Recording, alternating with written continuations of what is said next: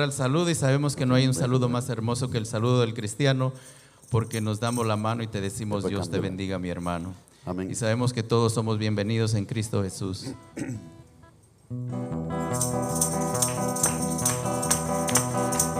Cuando el pueblo del Señor alaba a Dios, suceden cosas maravillosas. Cuando el pueblo del Señor alaba a Dios, suceden cosas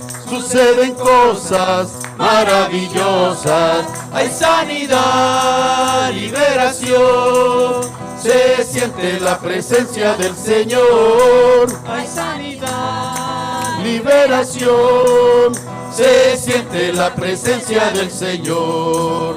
Cuando el pueblo del Señor alaba a Dios, suceden cosas maravillosas. Cuando el pueblo del Señor alaba a Dios, suceden cosas maravillosas. Hay sanidad, liberación, se siente la presencia del Señor. Hay sanidad, liberación, se siente la presencia del Señor. No hay un saludo más lindo que el saludo del cristiano. No hay un saludo más lindo que el saludo del cristiano. Te da la mano y te dice: Dios te bendiga, mi hermano. Te da la mano y te dice: Dios te bendiga, mi hermano. Dios te bendiga, Dios te bendiga, Dios te bendiga, mi hermano. Dios te bendiga, Dios te bendiga, Dios te bendiga, mi hermano. Gloria a Dios. Y así como estamos de pie, le damos gracias a Dios, inclinando nuestro rostro nuevamente para darle a Él toda la honra y toda la gloria. Amén. Bendito Dios, te damos gracias, Padre, por la oportunidad que tú nos das diariamente de presentarnos delante de tu presencia, no con sacrificio, Señor, sino con un corazón dispuesto para adorarte y exaltarte. Gracias porque tú, oh Dios, cada día nos das de lo mejor, que es de tu Santo Espíritu, de esta grande y preciosa salvación que tenemos en ti, Hijo amado Jesucristo. Pedimos y rogamos que seas tú usando a tu siervo, Señor, que tú lo has preparado con tus misericordias que son nuevas cada mañana, que nos trae, Señor, este pan que es vida eterna, que es tu palabra. En Cristo Jesús te damos gracias hoy y siempre, honrando siempre al Padre, al Hijo y al Espíritu Santo, y toda la iglesia dice amén. Amén, amén. Gracias a los hermanos de la alabanza, muchas gracias. Y bueno, les damos a todos y cada uno la bienvenida en esta mañana, ¿verdad? Recordando lo que nos dice la Escritura, como siempre en Romanos 15:7, de la manera que en Cristo Jesús hemos sido recibidos en el reino de la gloria, así también debemos de recibirnos los unos a los otros y recordar siempre lo que nos enseña Efesios capítulo 1, versículo 3, bendito sea el Dios y Padre de nuestro Señor Jesucristo, en quien somos benditos con toda bendición espiritual.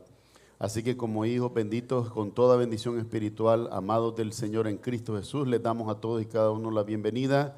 Y también le damos gracias, a todos los que nos siguen en línea, a los que nos están viendo por el canal de YouTube, a todos los que nos apoyaron durante la pequeña encuesta que hicimos para decidir el curso que íbamos a tomar, ¿verdad? Todavía hoy les continuamos agradeciendo porque logramos completar el estudio de Apocalipsis y el día de hoy, por la gracia de Dios, vamos a comenzar el estudio en el libro de Hebreos, vamos a comenzar con Hebreos capítulo 1.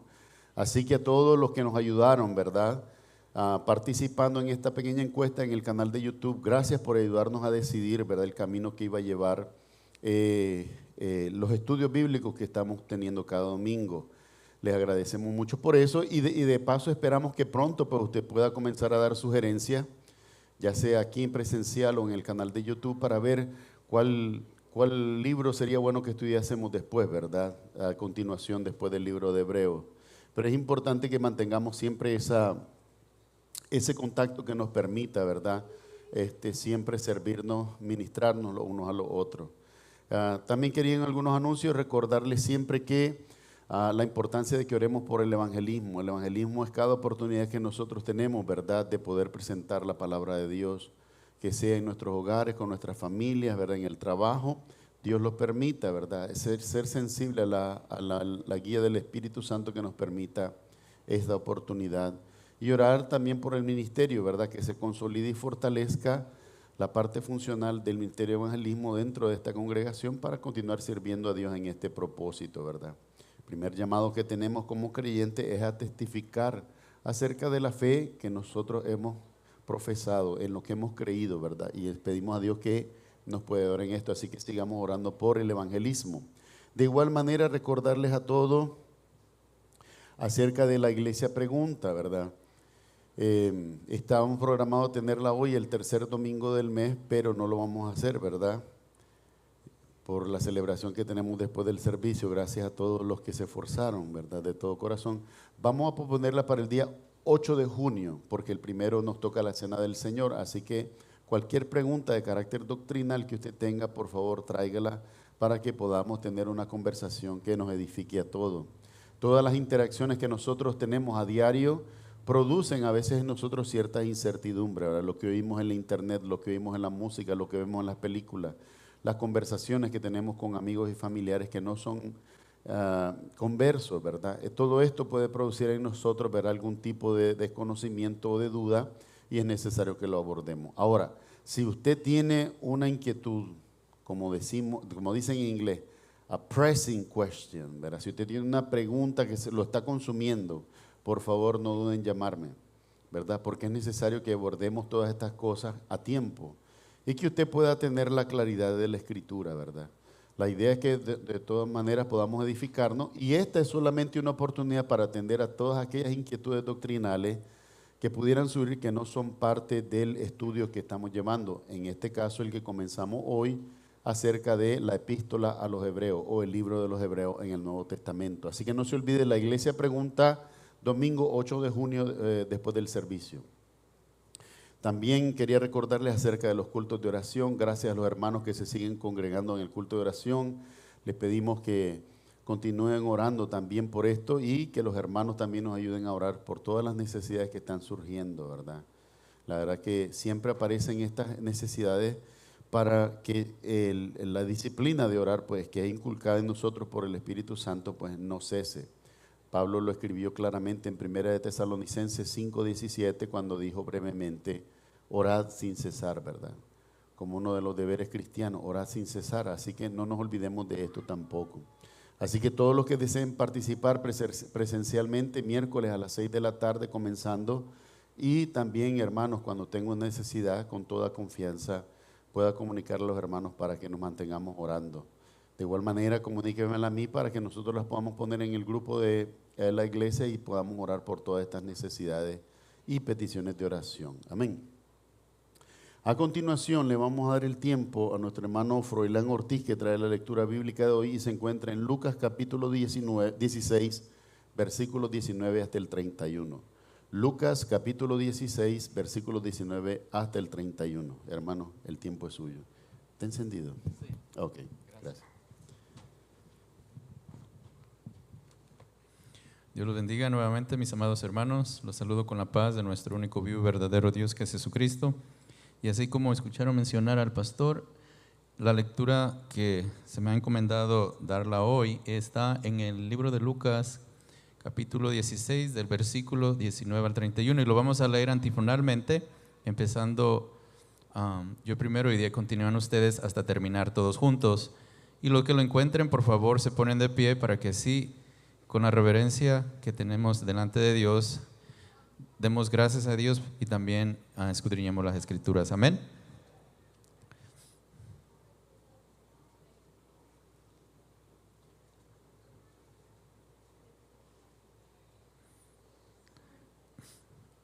Y le damos gracias a Dios por su bendita y preciosa palabra que Él nos ha dejado para escudriñarla y atesorarla en nuestro corazón. Amén.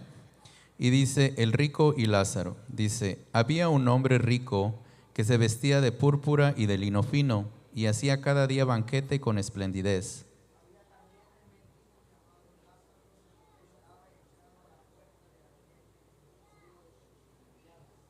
Y ansiaba saciarse de las migajas que caían de la mesa del rico, y aun los perros venían y le lambían las llagas.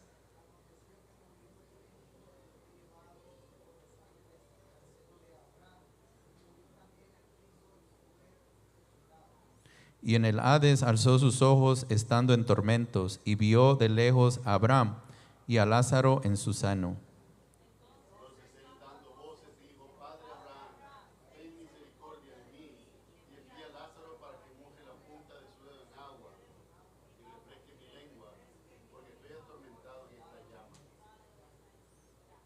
Pero Abraham le dijo: Hijo, acuérdate que recibiste tus bienes en tu vida y Lázaro también males, pero ahora éste es consolado aquí y tú atormentado.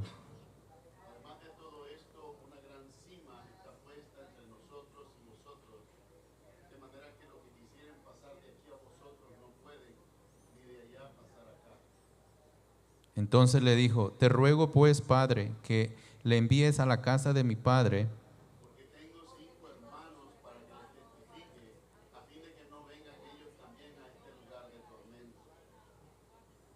y Abraham le dijo: A Moisés y a los profetas tienen, óiganlos.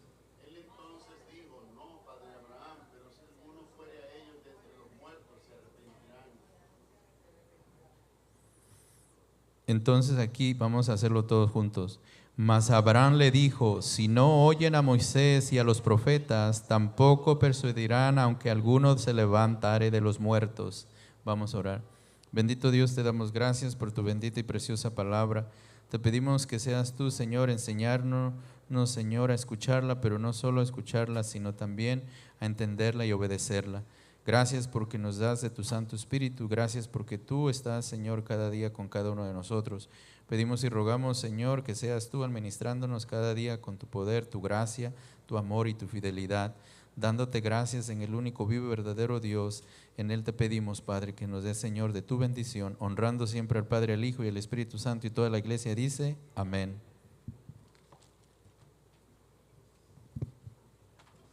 Muchas gracias.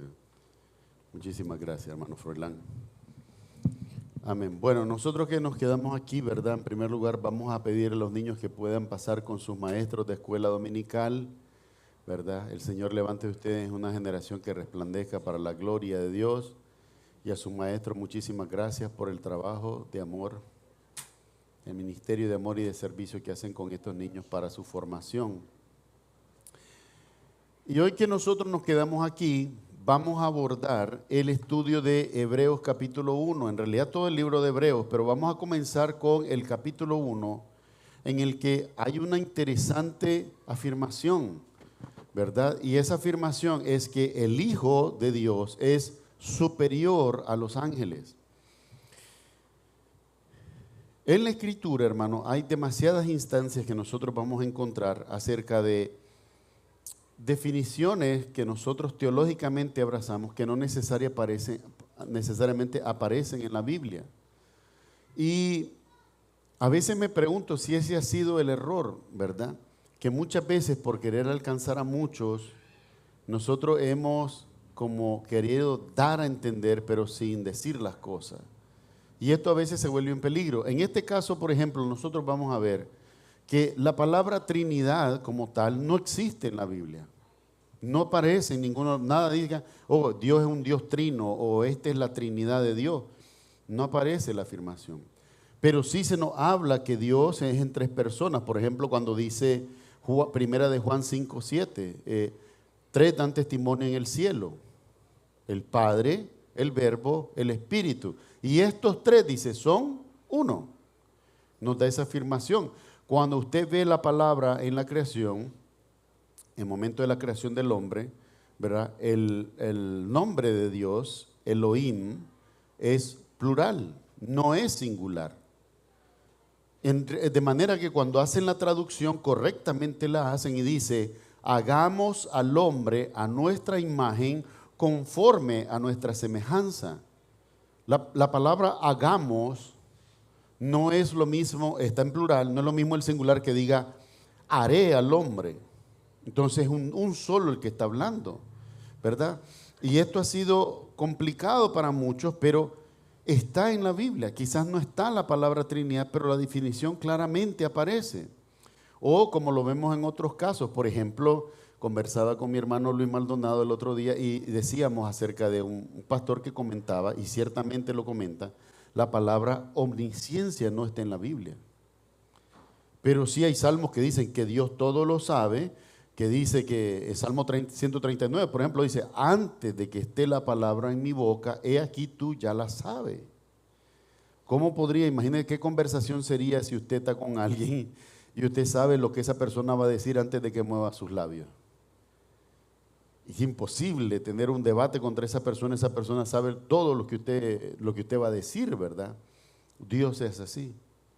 Sí, aunque no está la palabra propiamente, como aparece por ejemplo la palabra omnipotente, cuando cada vez que dice, oh Dios todopoderoso, la palabra griega es omnipotente, ¿verdad? Todo poder. Pero la palabra omnisciente no está, lo cual no quita que Dios sea omnisciente.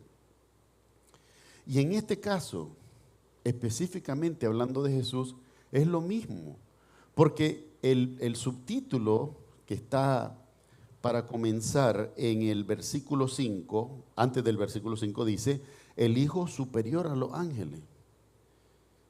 O sea, no dice que el Hijo es Dios, pero implica que el Hijo es Dios porque lo único superior a los ángeles, ¿quién es? Dios, es el único que es superior a los ángeles. Por lo tanto, cuando nos dice el Hijo superior a los ángeles, nos está hablando realmente de la divinidad de Cristo.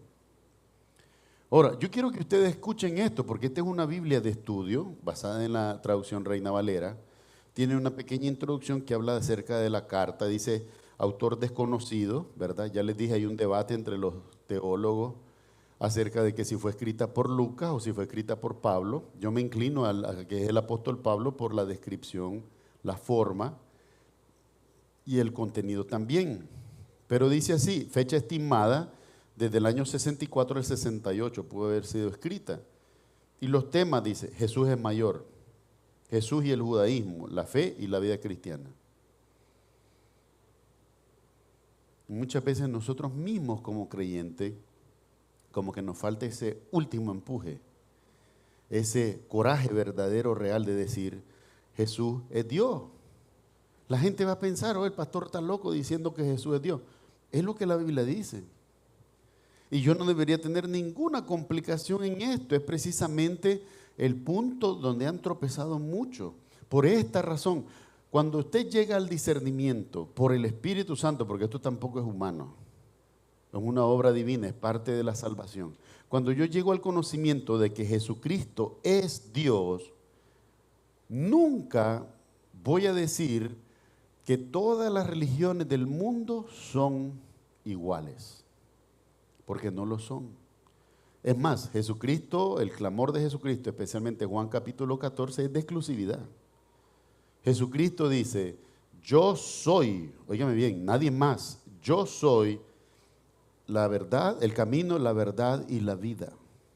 Dice, nadie viene al Padre sino por mí. Nosotros los hombres, artificiosamente, humanamente, erróneamente también, hemos tratado de poner al mediador que entre Dios y los hombres, que es Cristo, ¿verdad? Otros mediadores entre los hombres y Cristo. Y esto es un error. Cristo dijo, yo soy el que media entre ustedes y Dios. Yo soy el camino, yo soy la verdad y la vida. Ninguno de ustedes va a venir al Padre si no es por mí. Y ese reclamo de exclusividad, nadie lo ha hecho. Nadie lo hizo en el pasado y hoy pues lamentablemente sería una locura si alguno apareciera hoy tratando de decir que ahora Él es el camino y no Jesucristo. Totalmente una locura. Entonces, en este sentido nosotros debemos de entender claramente que esta afirmación de que el Hijo es superior a los ángeles es solamente evidencia, aún más evidencia, aún mayor evidencia de la que ya se nos ha presentado anteriormente en la palabra de Dios, de que Jesucristo sí es Dios. Sí es Dios. muchos ejemplos, ¿verdad? Y la gente dice, hablas como filósofo, pastor, estás hablando como filósofo, como, ¿verdad? Tratando de poner el conocimiento. No, pero ya que la persona quiere ir por el razonamiento y no quiere ir por la palabra de Dios, les he dicho, si Cristo entrara hoy por esa puerta, estamos hablando de un hombre que tiene casi 2000 años, o más de 2000 años ya. 2000 años, ¿verdad? Y esto debería de nosotros decirnos algo, porque incluso en la misma escritura, el hombre que vivió más tiempo, que fue Matusalén, solo vivió 963 años. Jesucristo lo dobla en día. Yo no me estoy metiendo, óigame, me estoy metiendo desde el punto que fue manifestado en la carne. Yo no estoy hablando de su existencia anterior, de la cual él mismo testificó. Por esto lo iban a apedrear. Juan capítulo 10 nos dice que cuando él les dijo, Abraham vio mi día y se gozó, agarraron piedra y dijeron, demonio tiene, no tiene ni 50 años y Abraham vio tu día. Porque ellos no podían entender que les estaba hablando de una preexistencia, que él no comenzó a existir en la carne. Pero estos términos aún hoy para muchos es difícil. Por esto es que muchos no pueden ver a Jesucristo como Dios, porque hasta que el Espíritu Santo no hace que la palabra de Dios esté viva en nosotros, no podemos comprenderlo. Ahora, cuando yo no lo comprendía, porque yo también estuve allí en mi tiempo de conocimiento, aun cuando no estaba en la fe del Señor Jesús, ¿verdad? Eso no quería decir que no fuera cierto. Lo que quería decir es que mi conocimiento de Jesús era limitado. Y es lo mismo que sucede hoy. Nosotros tenemos que ver con toda honestidad al inconverso, al no creyente, como nos veríamos a nosotros mismos cuando no creíamos. Es decir, falto de un conocimiento que solamente puede venir ¿de quién? De Dios. Y muchas veces nosotros pensamos, la próxima vez que me diga le voy a decir así. Y la próxima vez que conversemos voy a hacer. Estamos tratando humanamente de hacer algo que solamente puede hacer el Espíritu Santo. La mejor cosa que nosotros podemos hacer es, Señor, toca esa vida. Y dar la oportunidad de tener la claridad de ver en tu palabra el testimonio que se da. Y luego encontrar que el Espíritu Santo vino haciendo una obra que para nosotros no era posible, ¿verdad? Nosotros vamos a ver entonces en 3 partes este pasaje, Hebreo 1, del versículo 1 al versículo 14, y vamos a ver qué es lo que nos dice este pasaje respecto de la divinidad, de la superioridad de Cristo y de, por lo tanto, su poder infinito. Y vea una cosa, le voy a adelantar desde aquí. El autor usa citas de los salmos. Si ustedes toman cuenta, los salmos, muchos de ellos los escribió ¿quién? David y después Salomón. O sea que estamos hablando de que estos fueron escritos al menos 1000 años antes de que fuera manifestado Cristo en la carne. O sea, estamos hablando de escritos que tienen por lo menos 3000 años, de 3000 años, alrededor de 3000 años. En primer lugar, vamos a leer la palabra de Dios, por supuesto. La palabra de Dios bendita y santificada por Él dice de la siguiente manera: Dios ha hablado por su Hijo. Dios, habiendo hablado muchas veces y de muchas maneras en otro tiempo a los padres por los profetas, en estos postreros días nos ha hablado por el Hijo, a quien constituyó heredero de todo y por quien asimismo hizo el universo, el cual, siendo el resplandor de su gloria y la imagen misma de su sustancia, y quien sustenta todas las cosas con la palabra de su poder, habiendo efectuado la purificación de nuestros pecados por medio de sí mismo, se sentó a la diestra de la majestad en las alturas, hecho tanto superior a los ángeles cuanto heredó más excelente nombre que ellos. Porque ¿a cuál de los ángeles dijo Dios jamás: mi hijo eres tú, yo te he engendrado hoy, y otra vez yo seré a él padre y él me será a mí hijo? Y otra vez, cuando introduce al primogénito en el mundo, dice: adórenle todos los ángeles de Dios. Ciertamente de los ángeles dice: el que hace a sus ángeles espíritus y a sus ministros llama de fuego. Mas el del Hijo dice: tu trono, oh Dios, por el siglo del siglo. Cetro de equidad es el cetro de tu reino. Has amado la justicia y aborrecido la maldad, por lo cual te ungió Dios, el Dios tuyo, con óleo de alegría más que a tus compañeros. Y, oh tú, Señor, en el principio fundaste la tierra, y los cielos son obra de tus manos. Ellos perecerán, mas tú permaneces, y todos ellos se envejecerán como una vestidura, y como un vestido los envolverás, y serán mudados. Pero tú eres el mismo, y tus años no acabarán. Pues ¿a cuál de los ángeles dijo Dios jamás: siéntate a mi diestra hasta que ponga a tus enemigos por estrado de tus pies?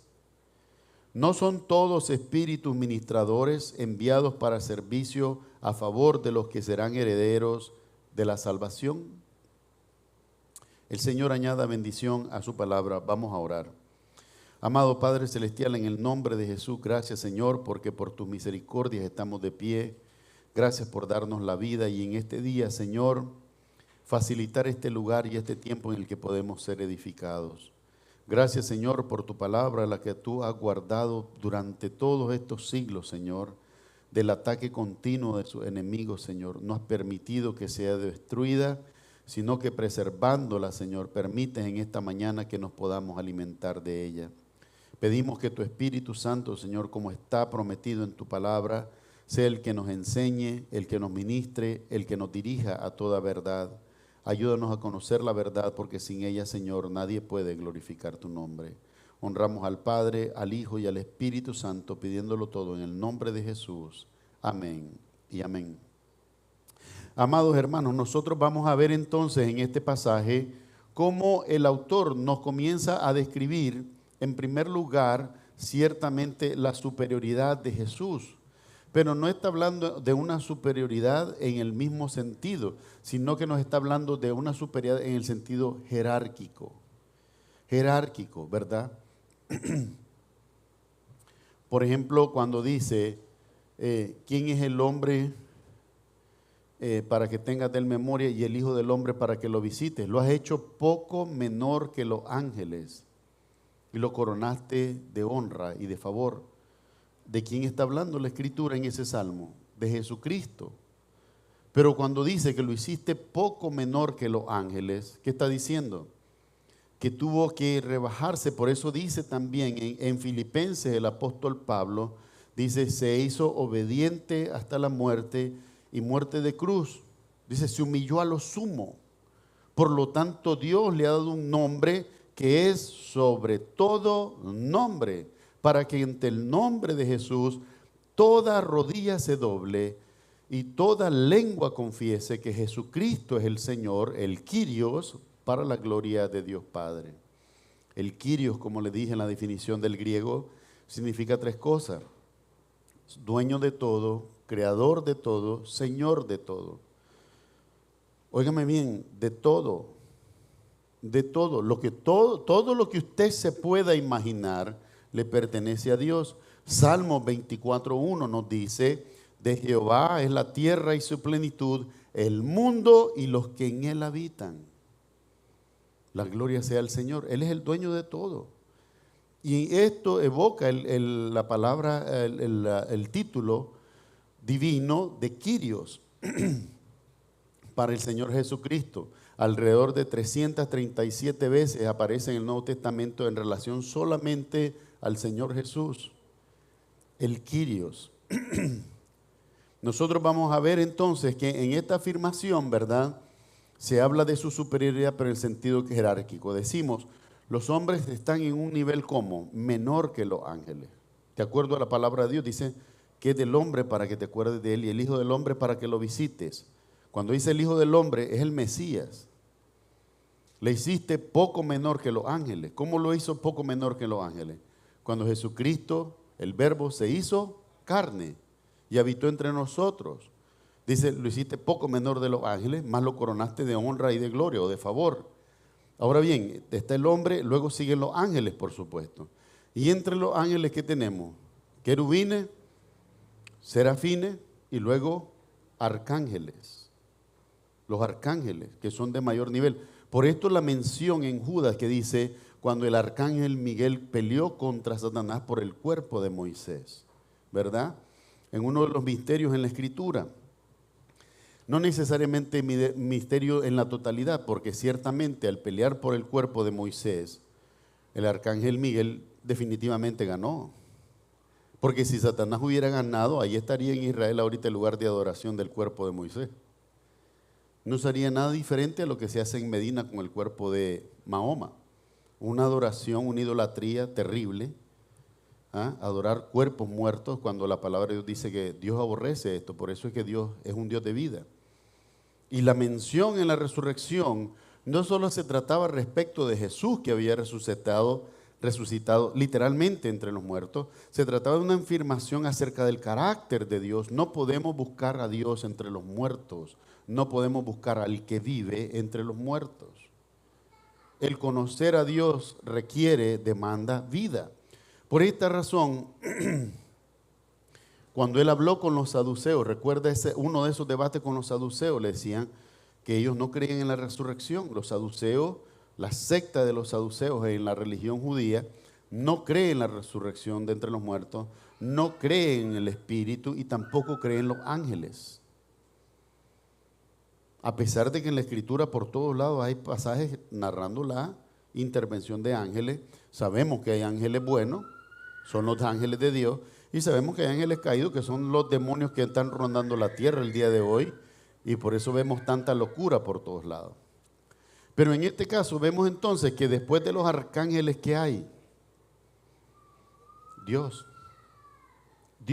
Entonces, el hecho solo de que se diga inmediatamente el Hijo superior a los ángeles, ¿qué nos está queriendo decir? ¿Qué es lo único que es superior a los ángeles en toda su jerarquía? Dios. Directamente, por eso se los digo, a veces quisiera que Dios nos diera a todos, incluyéndome a mí, el valor, el coraje para poder decir de Cristo lo que la palabra de Dios enseña. Él es Dios, Él es el Hijo, la segunda persona de la Trinidad, pero Él es Dios. No solamente hombre, porque se hizo hombre para pagar el precio de nuestra salvación, pero es Dios. Una vez que Él resucitó, lo dice aquí también, está sentado a la diestra del Padre. ¿Qué significa estar sentado a la diestra del Padre? Que el lugar donde Él se sienta es al lado del trono de Dios, no es ni siquiera por debajo, tampoco es por encima, porque sabemos que en esta Trinidad, o el concepto de la Trinidad de Dios que tenemos, Dios es uno, no es que uno es mayor que el otro, como nosotros lo entendemos. A veces, muchas veces, nuestra limitación, que es casi cultural, también entendemos, bueno, el Padre y más abajito está el Hijo y más abajito está el Espíritu Santo. No funciona así. Son los tres a un mismo nivel.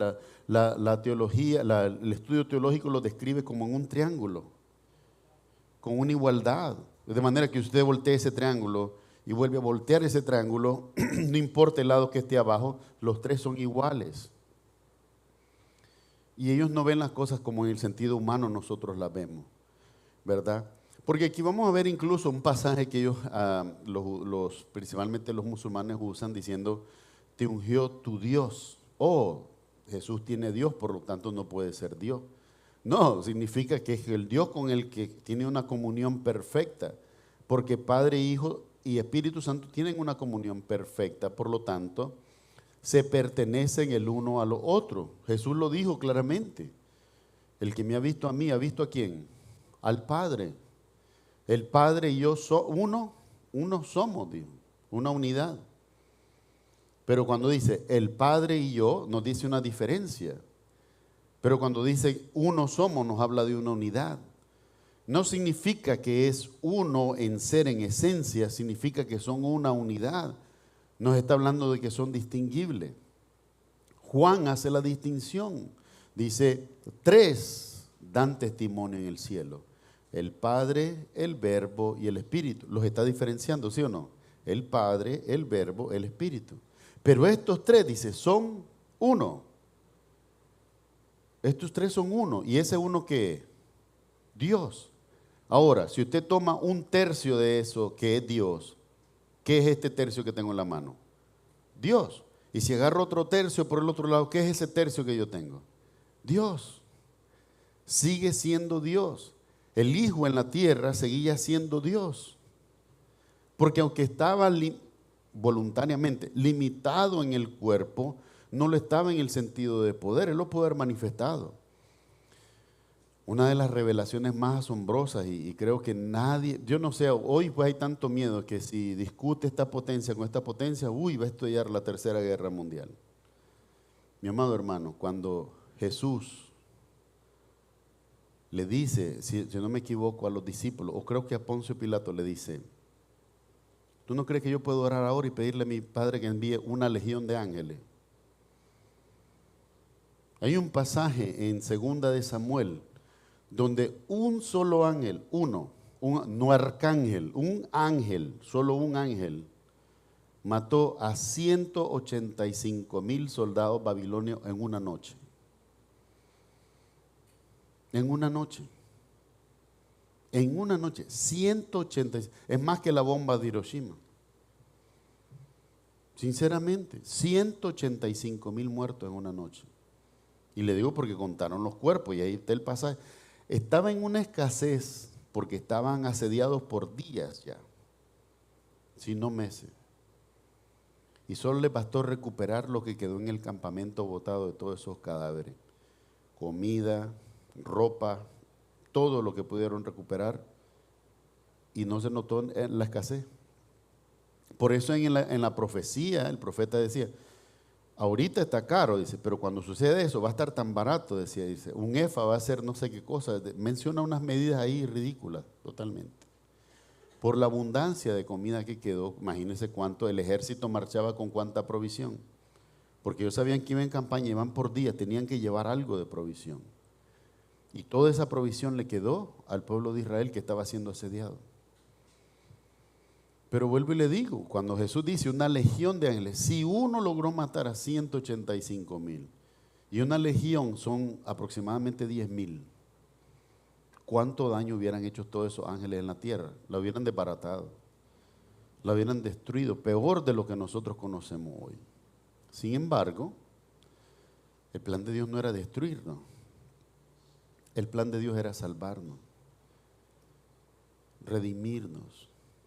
Y lo dijo Jesús muchas veces, el Hijo del Hombre no vino a perder, sino que vino a salvar lo que ya se había perdido.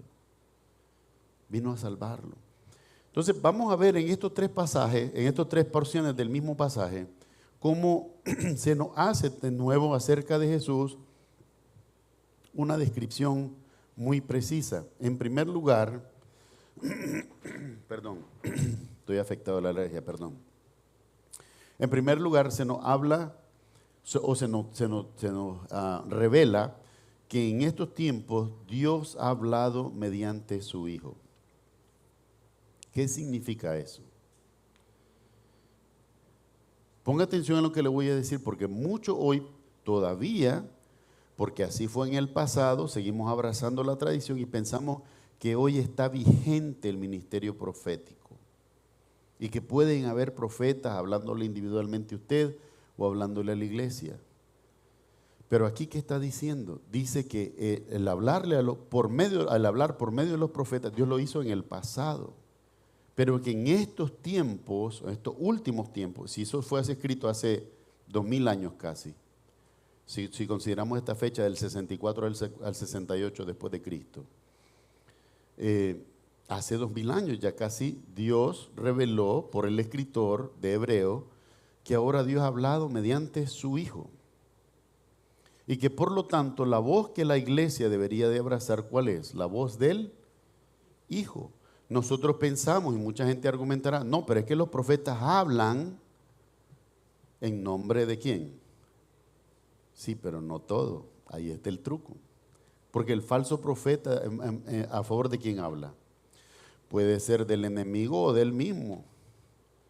Y hemos visto muchas afirmaciones, ya he leído un par de veces lo que dice Deuteronomio 18 del 20 en adelante, dice, cuando un profeta tenga la pretensión de hablar en nombre de Dios, ¿Qué es lo que tenemos que hacer nosotros? Ver si la palabra se cumple. Ver si la palabra se cumple. Yo recuerdo cuando el huracán María golpeó Puerto Rico, ¿se acuerda? Y golpeó Puerto Rico y después venía para Miami. Salieron unos apóstoles y unos profetas, se paraban en las costas de Miami diciendo: te reprendo en el nombre del Señor, tú aquí no vas a llegar. ¿Y qué pasó con el huracán? Pasó llevando todo. Y la gente en ignorancia, y por supuesto los medios de comunicación que adoran eso, ¿qué es lo que dijeron?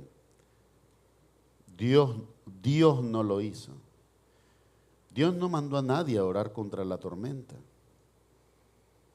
Jesús lo hizo como una muestra de que Él era el Hijo de Dios y que tenía poder sobre los elementos, de manera que cuando Él reprendió a la tormenta se calmó.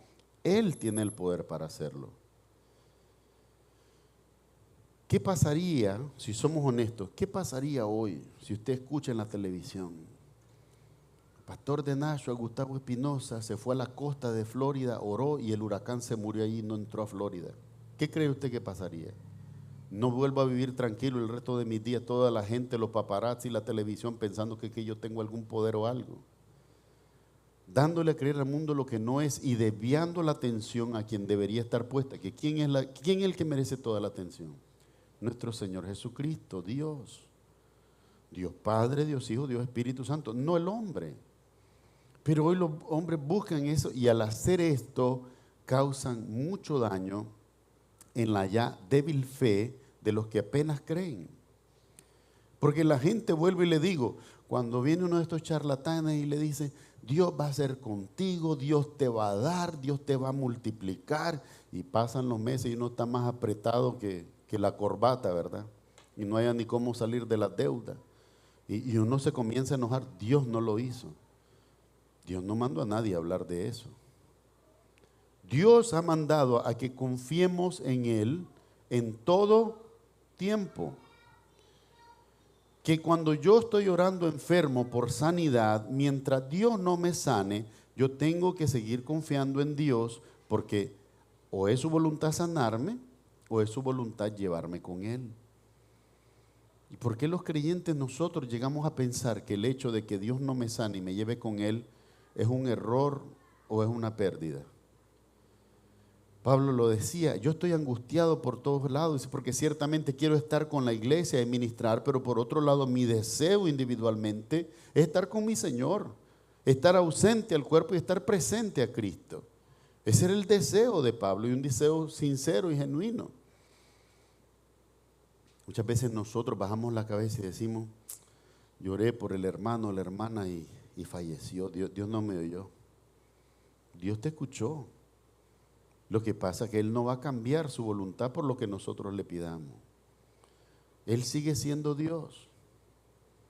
Él sigue siendo, y estas son cosas muy difíciles para nosotros, porque estamos acostumbrados, o mal acostumbrados, como todo lo alrededor nos enseña. Bueno, yo voy a la máquina, pido un McDonald's y cuando tengo 20 segundos lo tengo en la mano.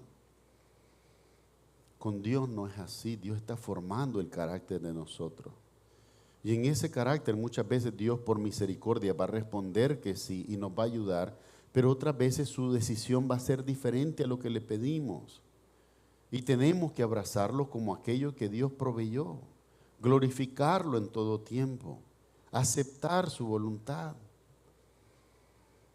Jesucristo, siendo el Hijo de Dios, oró de esta manera y dijo en Getsemaní: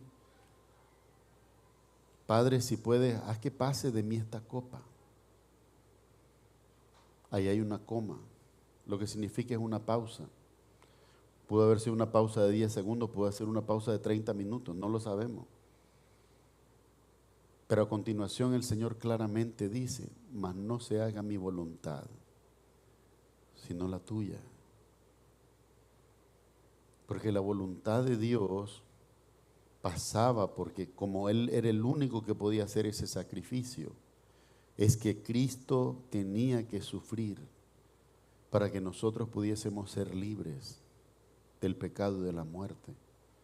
para que nosotros pudiésemos ser salvos. Dios no nos pide nunca a nosotros algo que por lo que Él no ha pasado.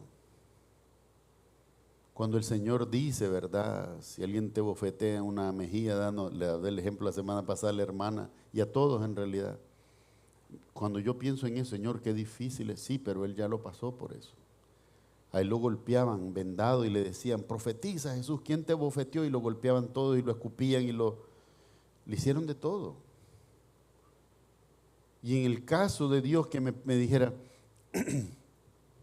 a pesar del dolor que estás sintiendo por la pérdida de este ser querido, confía en mí. No es fácil. Pero Él de alguna manera conoce ese sentimiento, ese dolor.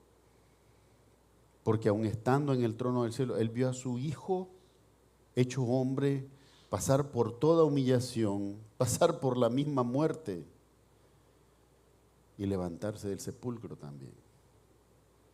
Todas estas cosas para nosotros deberían de ser entonces un ánimo, y lo que deberíamos de pedirle a Dios es simplemente la sabiduría para comprenderlo, la sabiduría para poder aceptar su voluntad.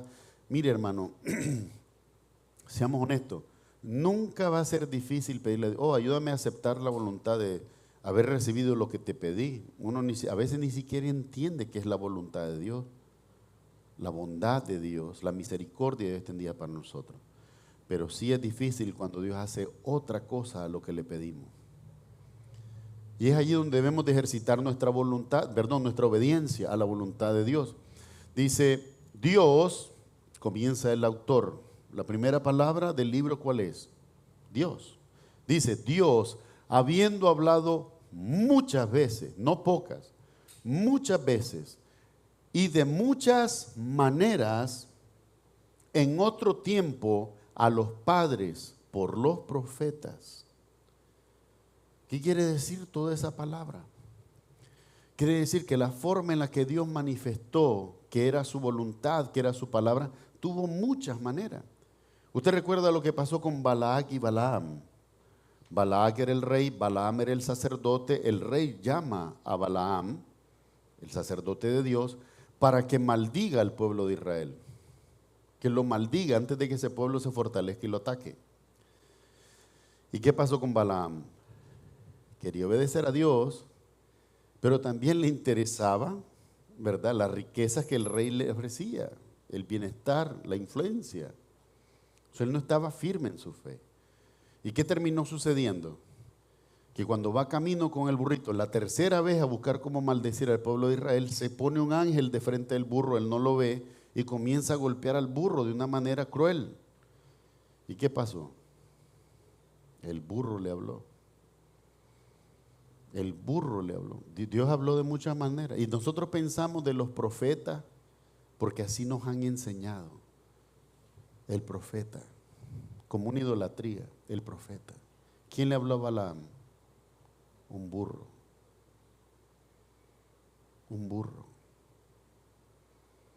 El ministerio de estos hombres como profetas en el pasado no fue para su propia gloria. El ministerio de ellos fue para humillación. Y fue para humillación, ¿sabe por qué? Porque Dios estaba anunciándole lecciones fuertes al pueblo de Israel. ¿Qué pasó con el profeta Ageo?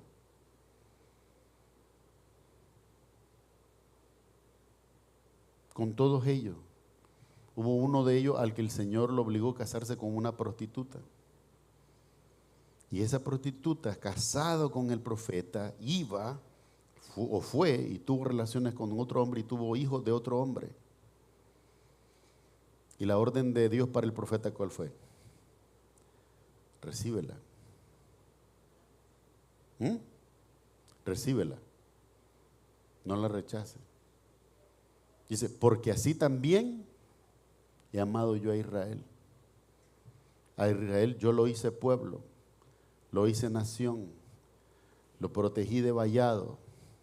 Israel, ¿qué hace? Idolatra con otros dioses. Imagino la vergüenza de ese profeta. delante de la sociedad, la murmuración, la comidilla de todos los días. No había periódicos, ¿verdad? Así que lo mejor que podían haber hallado la historia de él. Y la esposa no comprendía y lo hacía, y lo hacía, y lo hacía. Y él, fiel a Dios. Pero su ministerio era para eso. Isaías capítulo 26 dice la palabra de Dios, y usted lo puede leer. Así como mi profeta Isaías anduvo desnudo entre vosotros por 3 años enseñando las nalgas. Así lo dice la Escritura. Así van a salir de ustedes por los muros quebrados de la ciudad cuando entre Babilonia y los invada. Y así fue, por 70 años fueron prisioneros a Babilonia. Pero hoy nosotros pensamos que ese ministerio de esos hombres era algo sublime. Y era un ministerio sufrido también. Mas aún en todo eso, el llamado no era poner atención en el hombre, sino a escuchar el mensaje de Dios. Hermano, yo puedo tener aquí una cortina que no me deje ver la palabra de Dios que está delante de mí. Y eso es lo que pasa cuando yo pongo la mirada en el hombre, en lugar de escuchar lo que está diciendo el hombre, si se refiere a lo que dice Dios. Es la distracción del mundo, es la distracción de los tiempos. Como tenía la oportunidad de ir a las ciudades coloniales con mi mamá, a veces yo escuchaba a los turistas íbamos a una de las catedrales más antiguas que hay, la Catedral de Granada. Probablemente uno de los edificios más antiguos, los primeros que pusieron los colonizadores españoles en Latinoamérica. Porque había otra en una ciudad que se llama León, pero la destruyó una erupción volcánica, acabó con la ciudad esa. Pero esta que está en Granada, y la gente llega y dice, qué linda la catedral, qué linda la ventana, qué linda la puerta, qué. Y Dios. Y hay muchas cosas, y así pasa no solo en el país, una cosa pequeña, me imagino en donde hay grandísimas catedrales, y edificios, y monumentos, y estatuas, y ninguna de esas cosas habla de Dios, y sin embargo el hombre se asombra. Las ve y wow, se queda uno así, hasta abre la boca uno de la impresión. Pero ninguna de esas cosas está comunicando a Dios. Dice aquí, Dios, habiendo hablado muchas veces y de muchas maneras en otro tiempo a los padres en el pasado, por los profetas, dice el autor, en estos postreros días, hace 2000 años, si más hace 2000 años, ¿cuánto más hoy? Muchísimo más hoy. En estos postreros días nos ha hablado por el Hijo. Yo podría terminar aquí el mensaje hoy y decirles simplemente a todos ustedes y los que me ven por la internet, simplemente esto. Si usted escucha cualquier profeta, pero usted no pone atención a las palabras de Cristo, de nada le sirve. Punto. Miraba yo un video de uno, lo tienen como un gran apóstol y cosas así. Se llama Juan Carlos Harrigan. Yo sé que algunos de ustedes lo han escuchado. Un gran sermón en el tiempo de la pandemia del COVID, casi 1 millón de vistas. Prepara tu leña porque el profeta viene. El apóstol de Cristo está preparando a la iglesia a que escuchen un profeta. ¿Cuál es la misión hoy de cualquiera que predique en la iglesia del Señor? Prepara a la iglesia porque Cristo viene pronto. Cristo es el que viene, ningún profeta, no mi hermano. Ya, es más, aquí está descartado ese ministerio. El que no lo quiera ver tiene que orar mucho, pedirle a Dios la claridad. Dice, en estos postreros días nos ha hablado por el Hijo. Cuando yo ya tengo esa aclaración, bueno, muchísimas gracias a los que sirvieron bien a Dios, fueron buenos profetas. nada que agradecer, pero no me estorben a los que fueron falsos profetas y malos profetas, y más bien profetas del diablo antes que profetas de Dios, porque son falsos. Hoy tengo al Hijo. Y si tengo al Hijo, ustedes como iglesia y yo deberíamos de decir que lo que el Hijo nos diga es suficiente. ¿Sí o no? Amén, gracias a los que dijeron amén. Bueno, yo espero que todos piensen de la misma manera. Lo que Cristo dice es suficiente para mí. No necesito más profetas. Es más, no necesito los apóstoles tampoco. Los apóstoles establecieron la primera iglesia de manera que se comunicó el mensaje. Pero ¿quiénes eran los apóstoles verdaderos? Los apóstoles verdaderos, ¿de quién hablaban? De Cristo. No hablaban solo de ellos para que lo vieran a ellos y adoraran a ellos. No, hablaron de Cristo. Dice aquí, en estos postreros días nos ha hablado ¿quién? Dios. Nos ha hablado por el Hijo.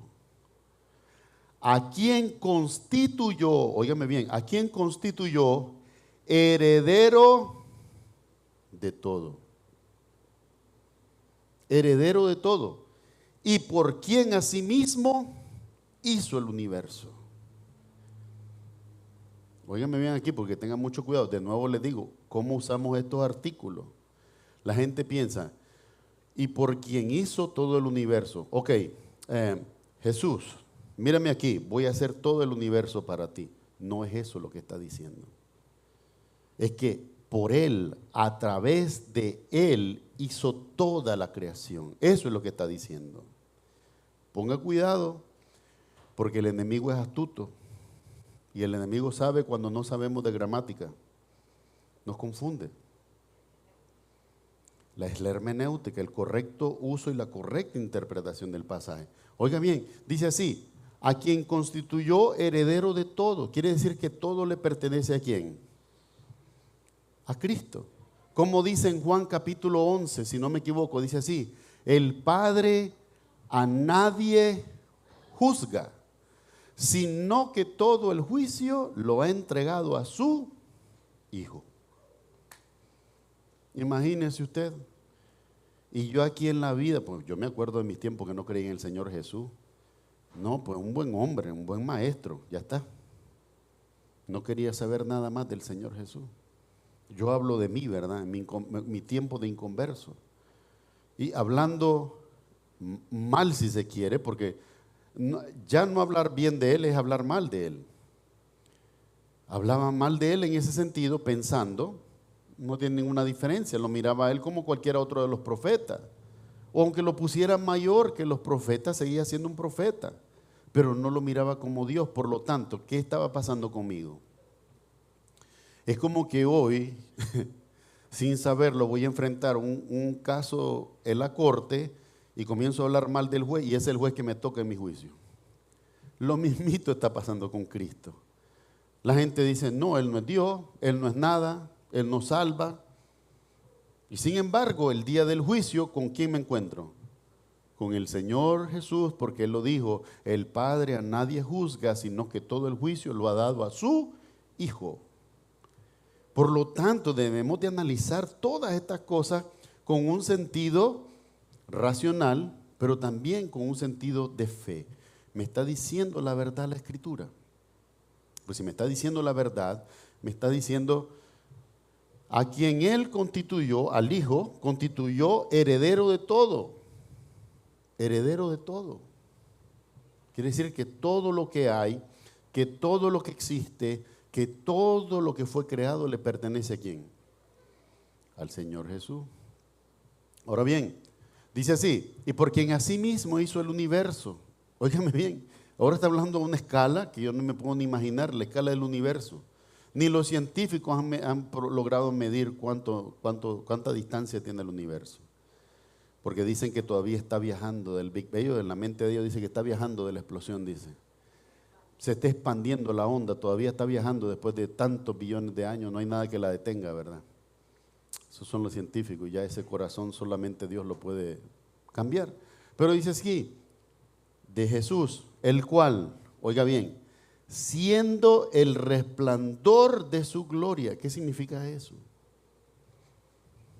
¿Qué significa que la Escritura me diga que Jesús es el resplandor de la gloria de Dios? ¿Qué significa eso? Su divinidad. Su divinidad. No está, imagínense que alguien dijera aquí un hombre que es el resplandor de la gloria de Dios. De ninguna manera. Pues como que le falta energía al Señor, le falta voltaje, le falta luz, no sé qué cosa. Pues. No, dice que Jesús es el resplandor de la gloria de Dios. Si Jesús es la gloria con la que Dios resplandece al mundo. Porque realmente lo dice la Escritura, hermano, y este es el conocimiento. Dice en el Antiguo Testamento, nadie puede ver a Dios y vivir. Mas ciertamente cuando Dios adquiere una forma humana, ya no es inmaterial, invisible, ahora es corpóreo. Por lo tanto, al tener un cuerpo es visible. Por lo tanto, lo visible de Dios me fue manifestado. ¿Por quién? Por Cristo, en su persona. Por eso dice aquí, el cual, siendo el resplandor de su gloria, y óigame bien más lo que dice el autor, y la imagen misma de su sustancia, hermano. La imagen misma de su sustancia. Imagínense que por un momento usted pudiera definir, esto es la sustancia de Dios, la esencia de Dios. Eso es Cristo de acuerdo a la palabra. Mi amado hermano, con todo amor, porque yo sé que ustedes como yo todavía tenemos familiares que no son católicos, son ultracatólicos. Mas sin embargo, mi amado hermano, se lo digo con todo el corazón, en ningún versículo de la Biblia se nos dice que María es la esencia de la imagen de la gloria de Dios. No se nos dice eso. O Pedro, cuando yo me identifico con Pedro por todos los errores, por eso me identifico con Pedro, su carácter, ¿cómo se le dice? Su prontitud para hablar, falta de sabiduría. Pobre Pedro, así me siento yo también. Ahí yo me identifico mucho con él en esa parte. La otra parte, idólatra prácticamente, que han hecho de Pedro, con esa yo la desconozco. El Pedro de la Escritura lo conozco muy bien porque me identifico con él. Pedro no puede ser el resplandor de la gloria de Dios. No puede. Pensar que Cristo es la cabeza de la iglesia, porque lo dice la Escritura. Nosotros somos miembros de un cuerpo, el cuerpo de Cristo, que es la cabeza de la iglesia. Ahora, ¿qué pasa si yo hoy les comienzo a decir a ustedes que no, que la cabeza de la iglesia es el pastor? Como pasa, ¿verdad? Cuando se dice que la cabeza de la iglesia es el Papa, eso no es cierto. De la iglesia verdadera de Cristo no puede ser el Papa, ni por mucho menos el pastor o el obispo, el sacerdote, ¿cómo se le llama en los judíos? El sacerdote, el rabino, ninguno de ellos, ninguno de nosotros. No podemos ser la cabeza de la iglesia, porque la cabeza de la iglesia es Cristo. Dice aquí, y la imagen misma, que cuando se habla de una imagen, ¿qué significa? La palabra griega para imagen es icon, que es donde salió la palabra ícono. Usted tiene unos íconos en el teléfono. Cuando usted tiene el ícono, es el símbolo que usted toca para poder entrar a lo que ese sistema le ofrece. Es lo que hace visible. Si no existiera ese ícono, ¿cómo entro yo a la aplicación? ¿Cómo veo el beneficio de usar o no usar esa aplicación? No tengo el ícono. De la misma manera, para acceder a Dios, necesita ver ¿qué cosa? El ícono, la imagen misma de su sustancia. Eso es el Señor Jesús. Por esto la definición que nos va a hacer a continuación, nos pone a Jesús mayor que los ángeles, o sea, igual a Dios. Es Dios. Dice así además. Y dice, el cual siendo el resplandor. Oiga, mire todas estas definiciones que él pone, por favor. Sea curioso. Yo sé que usted es curioso, no tengo ni qué decirle, pero fíjense en esto. El cual, Jesús, siendo el resplandor de su gloria, mire qué concepto ese, y la imagen misma de su sustancia, pero además, ¿qué dice a continuación de Jesús? Y quien sustenta todas las cosas con la palabra de su poder. Ahí estamos viendo lo que se llama autónomos. ¿Qué significa autónomos? La sola capacidad del mismo Jesús, siendo Dios. ¿Qué significa que yo sustento algo? Que si yo dejo de existir, eso que yo sustento también dejaría de existir. El Señor lo dice en Juan 15 todo, dice, permaneced en mí, porque así como la uva permanece, los pámpanos permanecen, ¿verdad? Separados de mí, dice el 5, nada podéis hacer. Nos habla de una dependencia total en el Señor. Ahora bien, y quien sustenta, dice que Cristo sustenta todas las cosas con el poder o con la palabra de su poder. La palabra de su poder quiere decir que Él la sustenta. Hoy mire cómo es la misericordia de Dios. Porque antes lo entendíamos así. El ateo se levanta en la mañana, dice no hay Dios, maldice a Dios y sigue viviendo. Maldice al Dios que le da la vida, que le dé el agua, que le dé el aire y le dé el alimento y todo lo demás que Él necesita para seguir viviendo. Y todo lo que Él recibe lo usa para maldecirlo. Lo mismo pasa con el Señor Jesús. El Señor Jesús sustenta todas las cosas, pero hoy aún los hombres dudan de Él y no lo aceptan. Entienda esto, porque no se trata solamente de un esfuerzo humano. Entienda que tal como nosotros como creyentes hablamos de Jesús, hablamos ¿por quién? Por el Espíritu Santo. No es humano. Entienda eso, por favor. De manera que el que habla en contra de Jesús también está hablando por otro espíritu, pero no es el Espíritu Santo, sino que es el espíritu del anticristo. La Biblia lo dice, hace 2000 años ya se está moviendo, el misterio del espíritu del anticristo se está moviendo en toda la creación, por lo tanto el mundo rechaza al Señor. Ahora bien, dice así, y quien sustenta todas las cosas con la palabra de su poder, habiendo efectuado, ¿qué cosa? La purificación de nuestros pecados por medio de sí mismo. ¿Qué significa eso? Derramó su sangre, entregó su cuerpo al castigo y a la muerte, para que al levantarse con poder, con un cuerpo glorificado, se efectuó totalmente nuestra redención. Entonces ahora somos ¿cómo? Purificados de nuestros pecados. Ahora, ¿será que solo nos purifica? Porque este es el otro error que está pasando hoy y quiero aclararlo hoy. Nos purifica hasta el momento que creímos. Ponga atención, porque esto es lo que usan los que atacan la seguridad de la salvación, diciendo que la salvación se pierde. Si es Dios, Dios sabe todos los pecados que voy a cometer aún el día que me esté muriendo. ¿Sí o no? ¿Cuántos pecados perdona Dios? Todos. Los hombres dicen, no, Él te perdonó hasta que creíste, pero de que creíste para acá tiene que ser tu esfuerzo, ponle esfuerzo, porque si no, no puede ser lo mismo. Porque yo no puedo obrar una redención de la misma manera en que Él la obra. De manera que la perfección con la que Él hace esa salvación, como dice, efectuando la purificación de nuestros pecados por medio de sí mismo, ¿qué pasó? Cuando se levantó con un cuerpo glorificado, se mostró vencedor de la muerte resultado del pecado, por lo tanto, al vencer la muerte, venció también ¿a quién? Al pecado. Y por lo tanto, ahora nos ha redimido con una salvación. Óigame bien, todo hombre que me escucha, que nadie la puede quitar.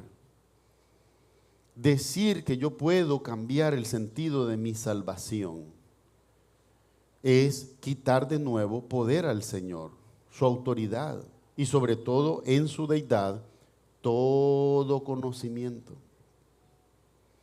Si yo hoy, después de 20 años de ministerio, por ser descuidado, por ser inconsistente, por absorber la maldad que otros están poniendo en mí, yo hoy profesara que no creo a Cristo. ¿Será que la salvación que el Señor me dio se pierde? Fíjese bien lo que le estoy diciendo, ponga mucha atención. Porque no quiere decir que no voy a volver a creer, significa que tengo que recuperar todo ese terreno perdido y volver al conocimiento, volver al camino. Mientras hay vida, dice el proverbio de la gente, como dice, mientras hay vida hay esperanza. Mientras hay vida hay esperanza. Pastor, que el hermano ahora está dudando, que el hermano, oremos por él. Salud, hermano. Hermana, que el hermano no está creyendo, invitémoslo a un café y vamos a hablar con él. Hablar con él, solamente a presentarle los argumentos, pensando que siempre está él, estoy yo, está el otro hermano, pero está el Espíritu Santo, porque si el Espíritu Santo no obra, de nada sirve que hablemos 3 días seguidos sin comer. No tiene sentido, pues. No es una obra humana, no es esfuerzo humano, es la obra del Espíritu Santo obrando. Pero mire qué dice aquí, efectuando la purificación de nuestros pecados por medio de sí mismo, ¿qué dice ahora? Se sentó a la diestra de la majestad en la altura. Y cuando dice majestad en mayúscula, ¿de quién está hablando? De Dios, la majestad de Dios. El poder, la grandeza de Dios está al lado, está como decíamos en Nicaragua, está de tú a tú, está de tú a tú, es lo mismo, pues. ¿Ya? Si yo no estoy de tú a tú, yo estoy abajo y él está arriba. Pero si yo estoy al lado, pues está de tú a tú. Así dicen en Nicaragua, era un decir popular. Es que son iguales, pues están en lo mismo. Y dice que está sentado a la diestra de la majestad, ¿dónde? En la altura, ni siquiera un trono aquí en la tierra, está hablando del trono en los cielos. Allí está sentado Cristo. La próxima vez que tú visites como yo a tus familiares y veas que tienen ahí un niñito en un pesebre o que tienen en la pared una cruz con el Cristo clavado ahí sufriendo, no está allí, ni en el pesebre, ni en la cruz, ni en el sepulcro. ¿Dónde es que está? Sentado a la diestra de la majestad de Dios. No existe una sola imagen de él sentado a la diestra de Dios, ¿verdad que no? No existe.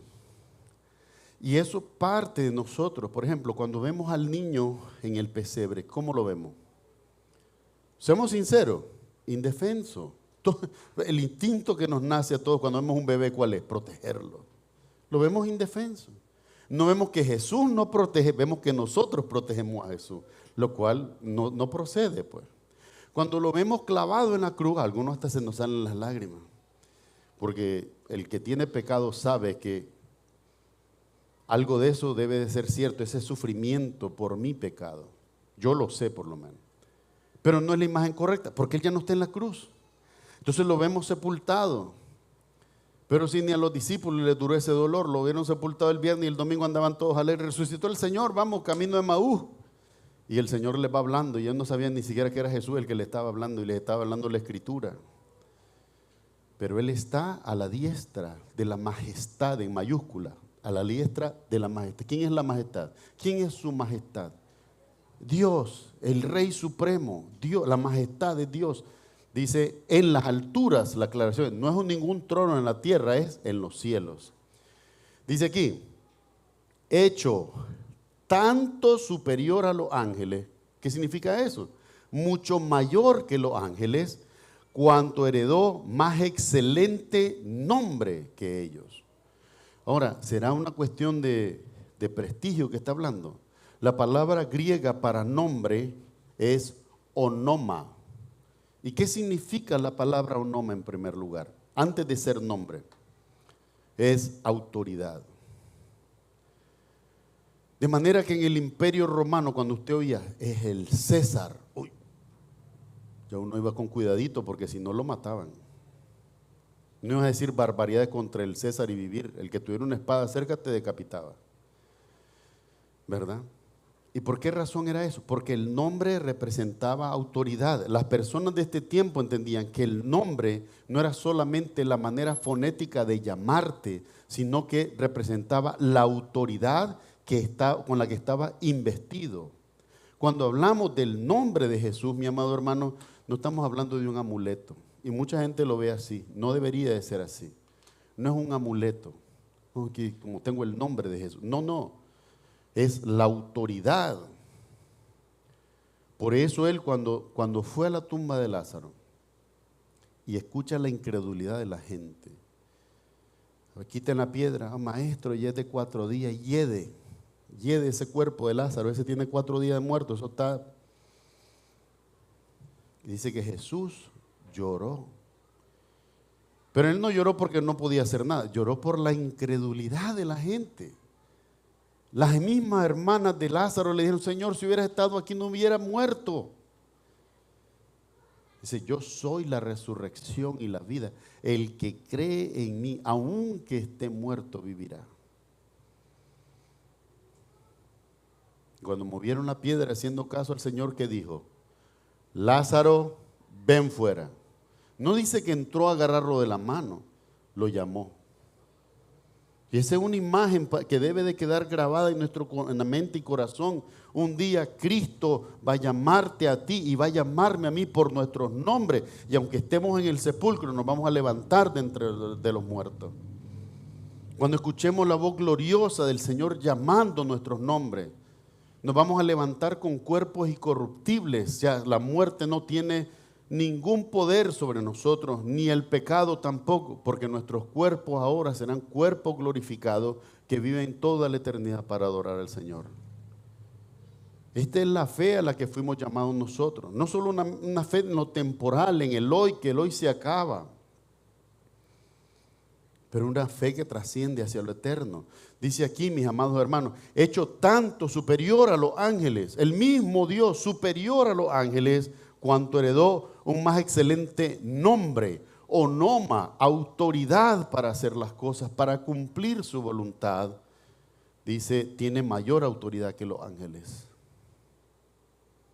Tiene mayor autoridad. Cuando el ángel le dice a Juan, no hagas así, porque cuando le reveló, Juan se arrodilló, se postró delante del ángel y le dice, el ángel le dice, no hagas así porque yo soy consiervo tuyo y de todos los profetas y de todos los que creen, adora a Dios. Ese es un ángel verdadero. No tomó la adoración para sí, sino que la redirigió. ¿Tú quieres adorar? Adora a Dios. Ustedes quieren adorar porque hay un deseo humano de adorar. La adoración es el primer vehículo que nosotros sentimos y creemos que nos acercamos a Dios. Por lo tanto, mi invitación es esta. La adoración tiene que llevarte a Dios. No tiene que traerte a mí, tiene que llevarte a Él. Si yo te estoy ayudando a adorar correctamente, y la adoración, óigame bien, también está, que no sea confusión, no solo es cantar. La adoración también es leer. Y aún más que leer, obedecer. Esa es adoración. Y todos estamos llamados a ella. Entonces, en primer lugar, mi amado hermano, no pierde el tiempo, le estoy ahorrando muchísimo tiempo. No cree en los profetas. A todos los hombres de corazón perverso que me ven aquí en línea principalmente, dejen de decir que son profetas porque no lo son. La palabra de Dios enseña que este es el tiempo de oír a Jesucristo, el Hijo de Dios. De verdad, deben de arrepentirse de su maldad y hacer lo correcto para Dios. No es tiempo de exaltar al hombre, es tiempo de buscar a Dios, porque la venida del Señor Jesús está cerca. Punto número 2. Vamos a ver que ahora se nos habla con los salmos y se nos dice superior a los ángeles. Jesucristo superior a los ángeles. Dice, porque a cuál de los ángeles, dice el autor, dijo Dios jamás. Óigame bien, cuando dice, a cuáles de los ángeles dijo Dios jamás, significa, nunca Dios ha dicho esto de los ángeles que va a decir a continuación. Y dice así, mi hijo eres tú, yo te he engendrado hoy. Ponga atención. Ponga atención, porque toda la gente que ataca la divinidad de Cristo piensa esto, que al haber sido engendrado Jesús, comenzó a existir cuando nació de María. Mi pregunta para ti es esta. El autor del Salmo está hablando en el Espíritu y Dios le está diciendo algo ¿a quién? Al Hijo. Mi hijo eres tú, yo te he engendrado hoy. Está hablándole al Hijo, pero el Hijo no ha nacido. No se trata como nosotros como padres, voy a tener un hijo, ¿verdad? Entonces voy a escribirle una carta para que él la lea cuando esté grande. No, está hablando con él. Mi hijo eres tú, yo te engendré hoy. Dice que más. Y otra vez, yo seré a él padre y él me será mi hijo. Está hablando del Hijo, de su relación con el Hijo. ¿Dónde se encuentran estos pasajes? En primer lugar, Salmo capítulo 2, versículo 7, dice así, mi hijo eres tú, yo te engendré hoy. Yo te he engendrado hoy, ¿verdad? Y el otro dice Salmo 2, del 5 al 7, del 7 al 14, perdón. Dice, yo le seré el padre y él me será mi hijo, que también refiere al pasaje que está en Primera de Crónicas, capítulo 17, versículo 13. Y él me será mi hijo, yo seré el padre y él me será mi hijo. ¿Y qué más dice? Y otra vez, cuando introduce al primogénito en mayúscula, ¿quién es el primogénito en mayúscula? Cristo. Cuando introduce al primogénito en el mundo, dice, adórenle todos los ángeles de Dios. Si yo les dijera hoy a ustedes, que hay una persona y les dijera que lo adoren todos los ángeles de Dios, es una blasfemia. Si esa persona no es digna de esa adoración, no se debe de incitar a eso, porque entonces yo incitaría ¿a qué cosa? A idolatría, pero también a blasfemar contra Dios. Pero cuando dice Dios mismo, por el Espíritu Santo que inspira al escritor de los Salmos, adórenle todos los ángeles de Dios. Óigame bien, adórenle a Cristo, adórenle. Adórenle, dice todos los ángeles de Dios. ¿Cuál era la invitación? La invitación, hablando por el Espíritu Santo, es que los ángeles de Dios adoren a Jesús. Esa es la invitación, eso es lo que dice. Otra vez, cuando introduce al primogénito en el mundo, dice, adórenle todos los ángeles de Dios. Mi amado hermano, esto no debería ser difícil. Lo que está diciendo es que es digno de esa adoración. Y al ser digno de la adoración de los ángeles de Dios, solo hay dos caminos. O estoy cometiendo la atrocidad de la peor blasfemia jamás dicha, o estoy diciendo la verdad de que Él es digno de esa adoración porque Él es Dios. Fíjense bien de esa adoración. Y dice así, Deuteronomio 32, 43. Ahí está ese pasaje donde dice, adórenle todos los ángeles de Dios. Ahora, dice el autor, no voy a descalificar que los ángeles tienen también una posición, un reconocimiento. Dice, ciertamente de los ángeles el Espíritu Santo inspiró al autor de los Salmos también a escribir, el que hace a sus ángeles espíritus y a sus ministros llamas de fuego. Una vez en una conferencia de pastores en Nicaragua, sacaron así y pusieron eso. Pero cuando dice que hace a sus ministros llamas de fuego, no está hablando de ministros terrenales, no está hablando de pastores. Los hombres lo sacan de contexto para que usted diga, el pastor vino cargado de fuego y hace y deshace y ordena y manda y reprende. No, dice, el que hace a sus ángeles, espíritus y a sus ministros. ¿Quiénes son esos ministros?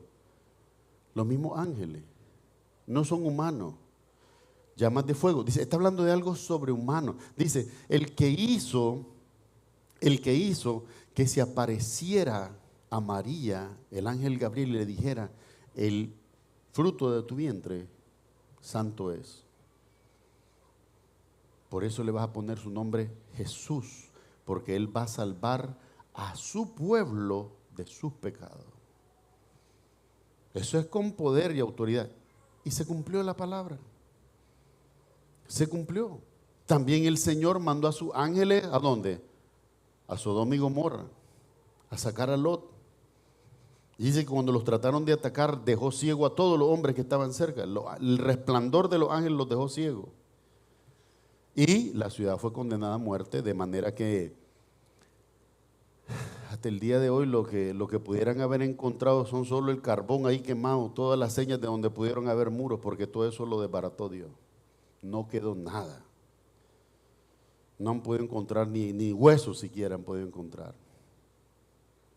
Porque la mano de Dios es severa, dice la palabra de Dios, y lo vamos a ver más adelante en Hebreo, horrenda cosa es caer en manos del Dios vivo. Lo que pasa es que los hombres no tienen hoy temor de Dios, pero el no tener temor de Dios lo que me hace es un insensato, porque voy directamente al juicio de Dios y voy a pagar la consecuencia. El hombre debe volver a la sensatez, temer a Dios y aceptar su palabra, tal y como es, sin cambiarle, sin adaptarle, sin agregarle. Aceptarla tal y como es. Dice aquí, dice, al que hace a sus ángeles espíritu y a sus ministros llama de fuego. También hay otro pasaje cuando David censa al pueblo. Y el día que David censó al pueblo, mal procediste, le dice de nuevo el profeta Natán y le dice, ¿qué elige? Le dice, que 3 días venga sobre ti, que 3 meses venga la calamidad, dice, o que en una noche, dice, yo envío a mi ángel. Entonces él pensó, una noche, no, perdón, 3 días era el ángel, perdón, que por 3 años hubiera sequía, que por 3 meses hubiera hambre, o que por 3 días viniera el ángel. La primera noche dice que mató a 75,000 hombres del campamento de Israel. Si yo comparo que mató a 75,000 en el campamento de Israel a 185,000 en el campamento babilónico, quiere decir que actuó con misericordia el ángel contra Israel, y aún así mató a 75,000. La primera noche, cuando él escucha que hay 75,000 muertos en el campo, se rompe las vestiduras, se viste de cilicio y le pide perdón a Dios. Eso está en las crónicas de Samuel. Allí está. El libro de Reyes está. Allí está. Se tuvo que humillar, porque él pensó astutamente, 3 años de hambre es mucho, ¿verdad? 3 años de sequía es mucho, ¿verdad? 3 meses de hambre es mucho, pero 3 días en la mano del Señor. Esa horrenda cosa es caer en manos del Dios vivo. David miró las consecuencias. Y hoy los hombres, faltos de todo discernimiento, de todo entendimiento, van por la vida, maldicen a Dios y creen que no van a haber consecuencias sobre ellos. Ahora, no hablo como el que los acusa. Hay un acusador, dice Apocalipsis 12, que los acusa a ellos y me acusa a mí, nos acusa a todos de día y de noche, ese es Satanás. Pero hablo para que la mente sea abierta y podamos reflexionar de cómo nosotros a veces insensatamente hablamos mal del que nos da bien y nos olvidamos de buscar su voluntad y de reconocerlo. Ese es Dios. Dice aquí, más del Hijo, a pesar de que dice que hace a sus ángeles espíritus y a sus ministros llamas de fuego, si el ángel puede ejecutar justicia y traer muerte también, si Dios se lo ordena, aún con eso dice, más del Hijo dice, tu trono, oh Dios. ¿Cómo llama el Padre por el Espíritu Santo al Hijo? Dios. Tu trono, oh Dios, por el siglo del siglo. Cetro de equidad es el cetro de tu reino.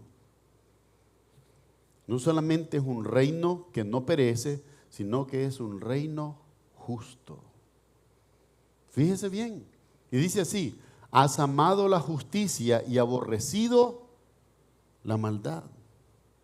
No es de asombrarse, por eso dice la Escritura en Hebreos 4:13, Jesucristo fue tentado en todo, como nosotros, pero sin pecado.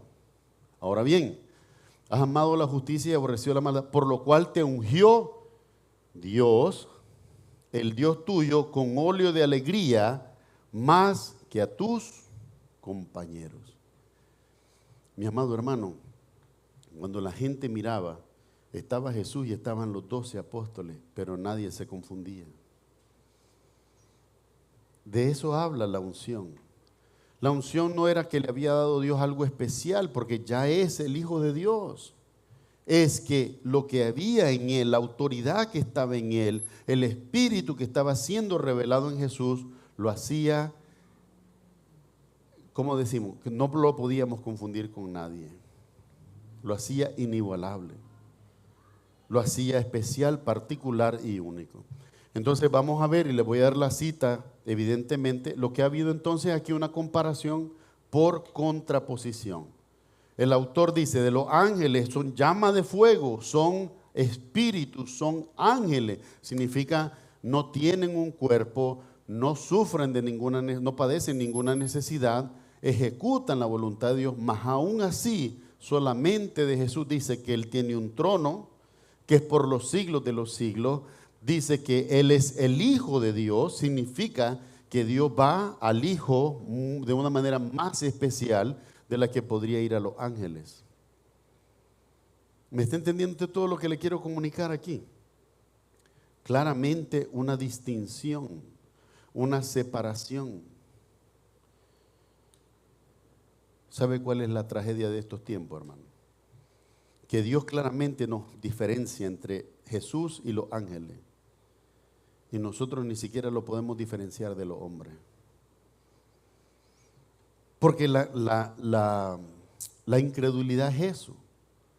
La incredulidad realmente no tiene ningún problema con pensar que Jesucristo fue crucificado, o que fue humillado, que lo golpearon, que lo vituperaron. Nadie tiene problema con eso. Hay mucha gente que te oye y te dice, sí, sí. Oh, pero cuando tú llegas al punto donde dice, pero se levantó entre los muertos y está sentado en el trono de Dios porque Él es Dios para siempre, se perdió la discusión. Mira, hablamos otro día. ¿Usted se acuerda qué le pasó a Pablo cuando les está testificando en Atenas? Les está diciendo, tus poetas, los poetas griegos escribieron diciendo, en Él vivimos, en Él nos movemos, en Él tenemos el ser. Él no vive en templos creados por manos humanas. Y todos estaban oyendo. Dice, este Dios es el que se levantó de entre los muertos. Ah, ya te oiremos otro día del respecto. Ya, hasta ahí llegamos, ya no vamos a ir más. Y nosotros hoy podremos ver como iglesia pensando, qué incrédulos esos griegos. No, hermano, salga a la puerta y mire a todos los vecinos, ninguno de ellos cree que Jesucristo es Dios y que se levantó entre los muertos. Los medios de comunicación no comunican eso. Porque hay que cancelar eso, evitarlo, evadirlo, no glorificar al Señor. Pero la Biblia claramente nos hace una distinción. Estos son ángeles y este es el Hijo de Dios. Así mismo lo está haciendo. Estos son ángeles, ninguno de los ángeles, óigame bien, y cuando dice ninguno de los ángeles, entienda la implicación. Ninguno de los ángeles, incluido Satanás, que quiso tomar el trono de Dios. Satanás quiso tomar el trono de Dios. Él quería ser Dios, pues. Y sin embargo, lo dice aquí, de ninguno de sus ángeles él jamás dijo, mi hijo eres tú, yo te engendré. O sea, Dios está haciendo singularidad. Singularidad. Yo recuerdo una vez que me acusaron, me dijeron en Nicaragua, que era incrédulo, pues, porque yo desde mucho tiempo atrás cuestionaba siempre cuando aparecían profetas, apóstoles, los cuestionaba desde que estaba en Nicaragua. Entonces una vez me acusaron de incrédulo. ¿Qué pasa? El problema que tú no ves en el ministerio es porque tú eres un incrédulo, tú no crees. Ok, me voy a la palabra de Dios. Me voy a la palabra. Y cuando leo este pasaje, simplemente veo y digo, Señor, gracias. Porque tú estás diciendo, este es mi hijo. Estos fueron hombres que sirvieron, los que lo hicieron bien, sirvieron en otro tiempo, pero hoy, este es mi hijo. Podemos tomar el ejemplo del monte de la transfiguración. En el monte de la transfiguración se aparece Elías y se aparece Moisés. Elías representando a quién, a todos a todos los profetas. Y Moisés representando la ley.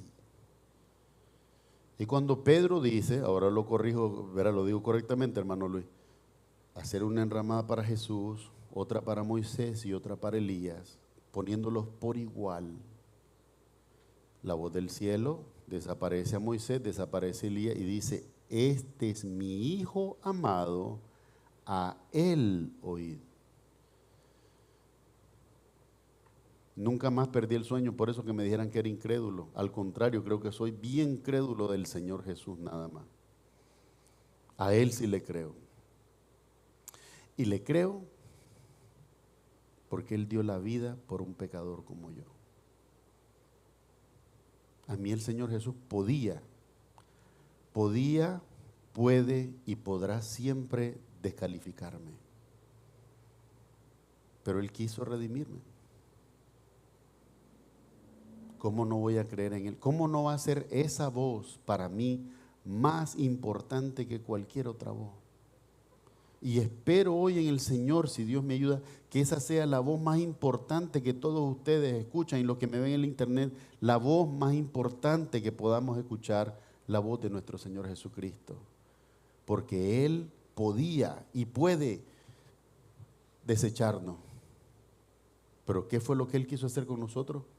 Redimirnos para Él. Y eso tiene más valor que cualquier otra cosa para mí.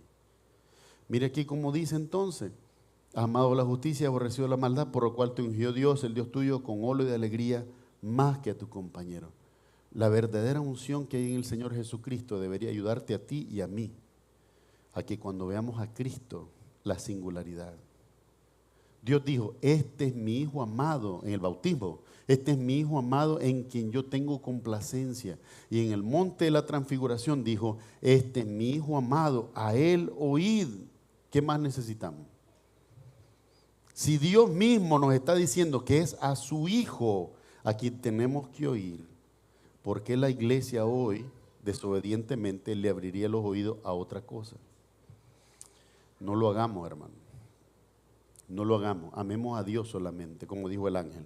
Punto número 3 y último, dice aquí que nosotros, los que verdaderamente creemos en Jesús, como el Hijo de Dios, somos herederos de la salvación. En una conversación que tenía esta semana con un hermano en la fe me decía, ¿cómo podemos saber si alguien es salvo? Deberíamos de ver la conducta, deberíamos de ver la vestimenta, deberíamos de ver el comportamiento, el discernimiento en el ministerio. No. ¿Tú quieres saber si alguien es salvo? Pregúntale quién es Jesucristo. Si tú le preguntas a alguien quién es Jesucristo y esa persona te puede decir que es el Hijo de Dios que se levantó de entre los muertos, quien se sacrificó para tu salvación y tu redención, esa persona es salva. Porque el que no tiene ese conocimiento, y hay que tenerlo por el Espíritu Santo, no puede ver a Jesús como el Hijo de Dios. Pastor, pero es que cuando ahí yo conozco hermanos que son bien consagrados, esos hermanos no se visten como el mundo. ¿Cómo que no se visten como el mundo? Se ponen pantalón, se ponen camisa, así se viste el mundo.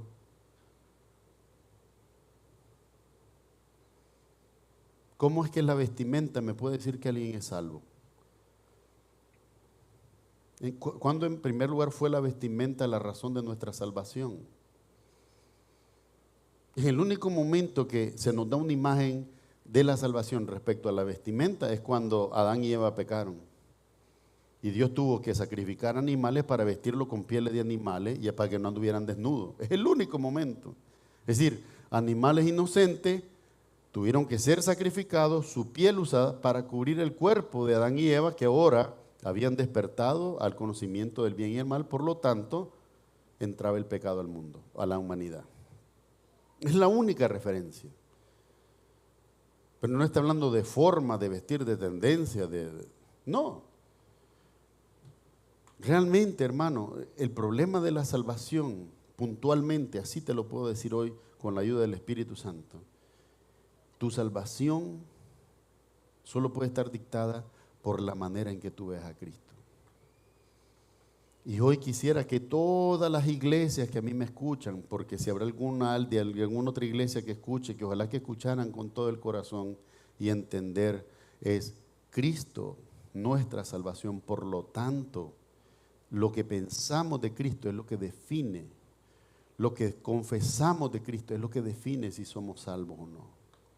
Dice aquí, y otra vez citando más versículos, y tú, oh Señor, en el principio fundaste la tierra. ¿Está hablando del Padre o del Hijo?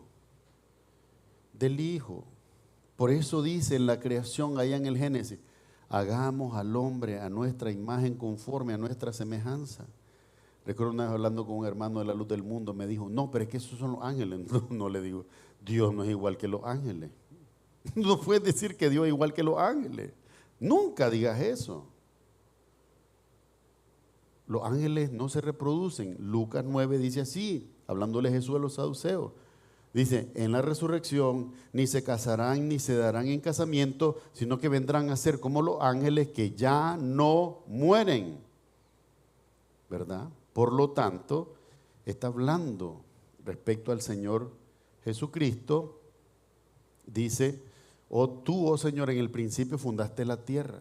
Es decir, el Padre, hablando con el Hijo, hablando con el Espíritu, hagamos al hombre a nuestra imagen conforme a nuestra semejanza.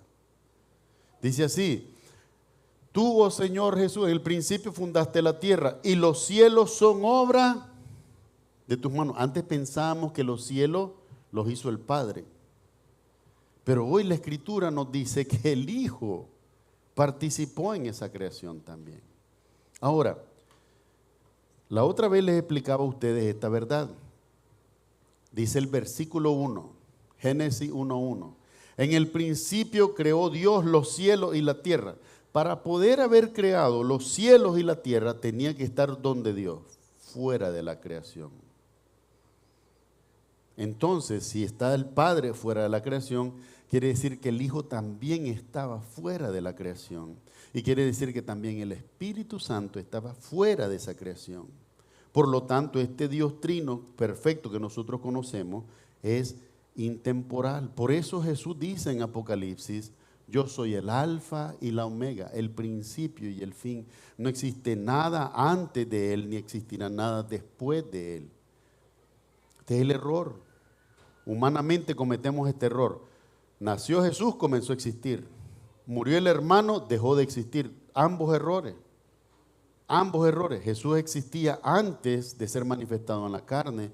Y ciertamente tú y yo y todo hombre que vive vamos a morir. Y dice la palabra de Dios en Hebreos 9:26. Es necesario que el hombre una vez muera, después de eso vendrá el juicio. Ahora vamos a ver aquí, dice, ellos perecerán, ¿quiénes? Los cielos y la tierra. Ellos perecerán, mas tú permaneces.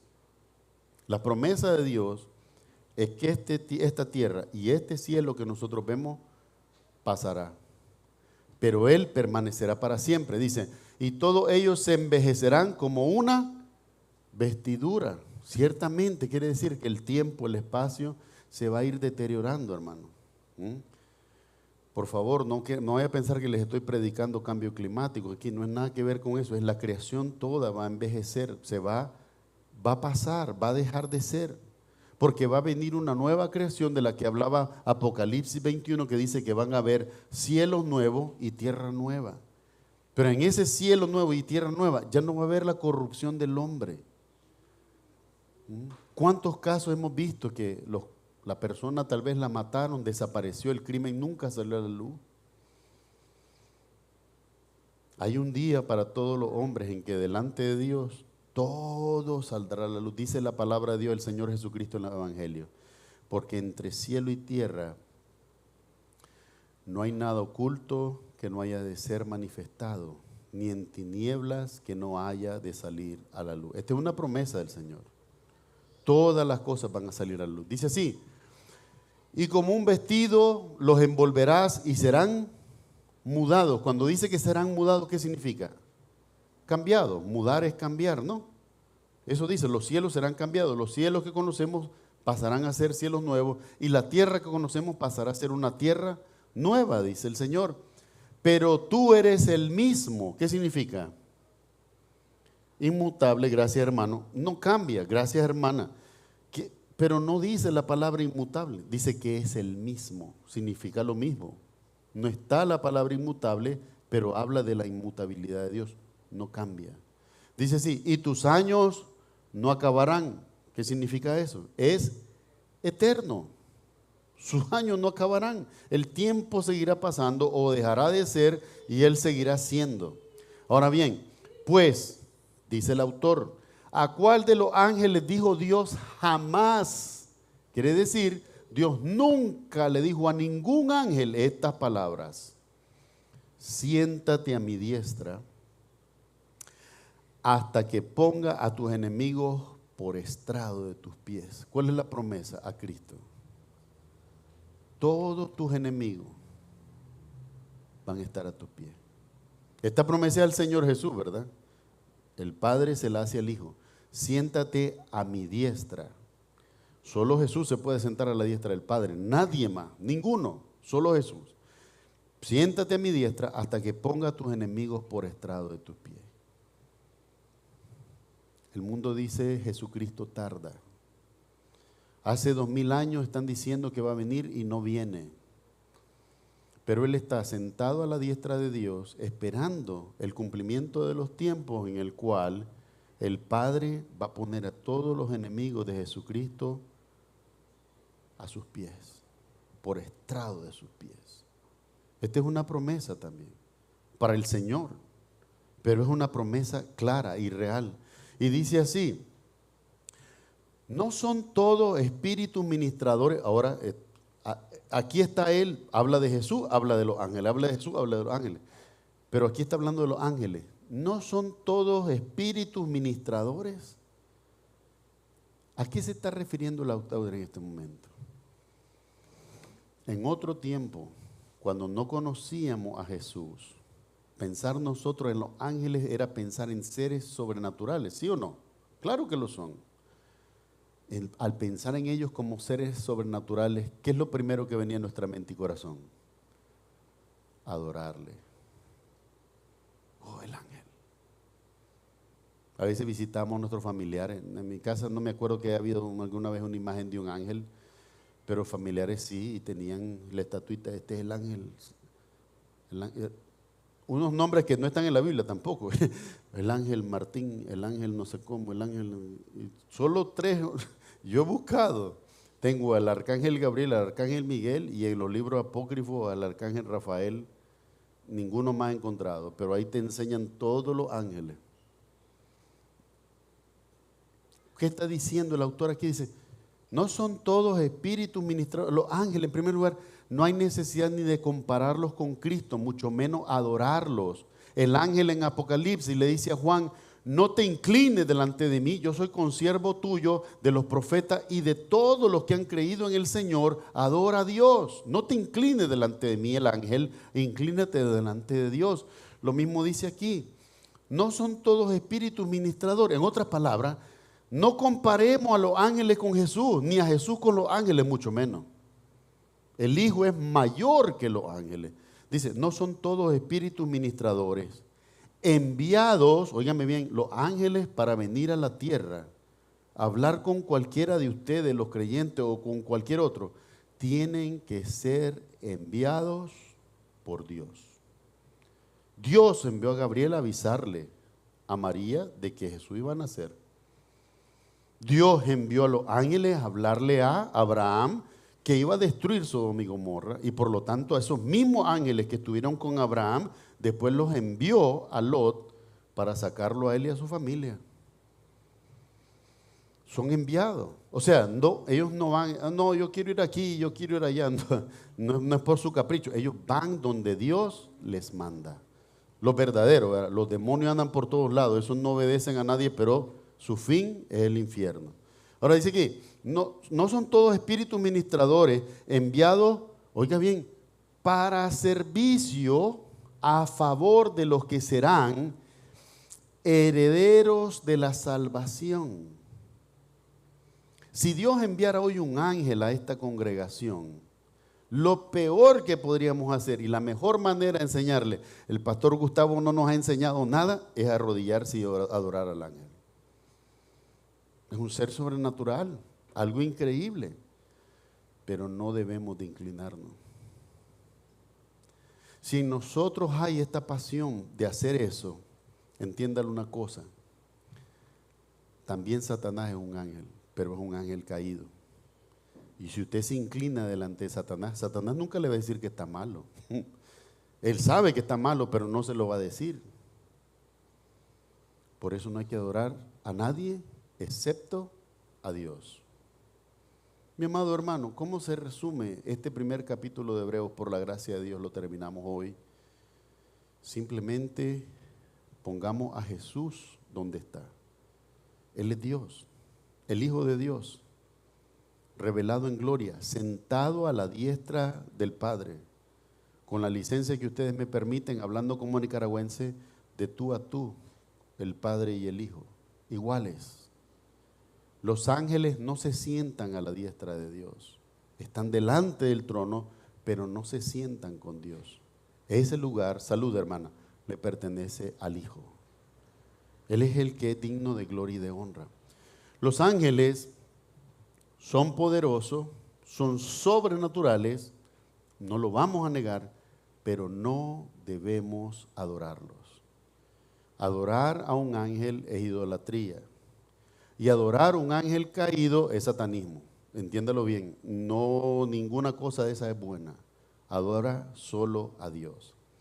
Tercera cosa, si hubo ministerio apostólico y profético, sí, así lo diré, pero no está en vigencia. A esto se le conoce como cesacionismo. No decimos que no existió, pero decimos que claramente cuando Cristo es manifestado, ya no necesitamos profeta. La profecía ya no fue dada, está aquí. Ahora, si usted es débil y se deja llevar por las mancias, ¿cuánto voluntario no hay que le vienen a decir Dios te va a hacer, Dios te va a dar, Dios te va a multiplicar y mueven las manos y mueven los pies y nada pasa? Porque no hay nada que pueda cambiar la voluntad de Dios. Mi amado hermano, en estos últimos tiempos, muchos creyentes, aún de nuestra denominación, dicen, yo quiero palabra de Dios. Yo te voy a decir algo ahora. ¿Tú quieres palabra de Dios? Aquí está. ¿Tú quieres palabra que hable Dios o que habló Dios? Aquí está. Solamente hay que creerla. Y más que creerla, obedecerla. No se olvide de eso, mi amado hermano. En la Escritura nosotros vamos a encontrar la siguiente afirmación.